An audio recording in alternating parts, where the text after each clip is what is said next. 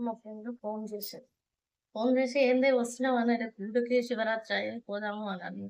సరేనే పోదాము అని నేనన్నా. అయితే "ఏమేం కావాలనే" అన్నది. "నేనేం కావాలంటే "అన్నీ తెచ్చుకున్నావానే" అని నన్నడిగింది ఫస్ట్. "ఏం తేలేదే ఇంక నేనన్నా. మరి నువ్వేం తెచ్చినవే?" "తెచ్చినాను" అంటే "నేను కూడా తేలేదే తెచ్చేందుకు పోతా. ఇంక నేను కూడా తెచ్చి పెట్టుకుంటా సాయంత్రమే" అన్నది. "నీకు కావాలనా చెప్పు నేను కూడా తెస్తా" అన్నది. "సరే తేవే నాకు కూడా కావాలి. ఇంక నేనేమొస్తా గాని నువ్వు కూడా తీసుకురా" అని నేను చెప్పిన. సరే అయితే ఏం చేసింది, ఏమేం కావాలంటే నేనున్నానా, ఒక మొక్కజొన్న కంకి, మంచిగా మురంగడ్డ, ఇంకా మంచిగా ఓ 4 అంగుర పండ్లు, ఓ పావు కేజీ అంగుర పండ్లు, మల్లె పువ్వులు, చెరుకు గన్నెలు తీసుకురా. ఇంక నాకేమొద్దు తర్వాత ఏమన్నా ఉంటే నేను తెచ్చుకుంటా. అబ్బాయిని తోలిచ్చని నేను చెప్పా. అనంగానే సరేలేవే తెస్తలేవే అని అన్నది.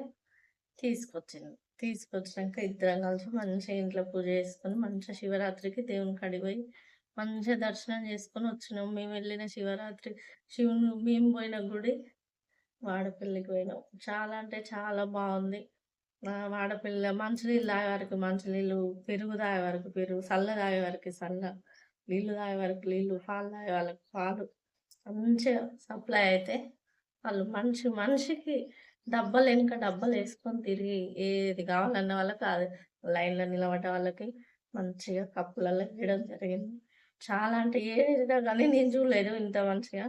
మొన్న మాత్రం వాడపల్లిలో మాత్రం చూసిన. చాలా అంటే చాలా మస్తు చేసిర్రు. చాలా బావుంది. అట్లా నీళ్ళియ్యడం, పాలు పోయడం, సల్ల పోయడం నాకు మాత్రం చాలా నచ్చింది ఫ్రెండ్స్. దేవుని కాడ ముసలోళ్ళు, పిల్లలు, జల్లలు ఎక్కడెక్కడి నుంచో వస్తాం కాబట్టి, ఈ సప్లై మాత్రం చాలా బాగా చేసిర్రు. చేసిన వాళ్ళకి మాత్రం చాలా ధన్యవాదాలు. ఎంతో పుణ్యం చేసుకుంటారు. ఫ్యాక్టరీ వాళ్ళు చేసినా, ఎవరు చేసినా గానీ చాలా చాలా ధన్యవాదాలు.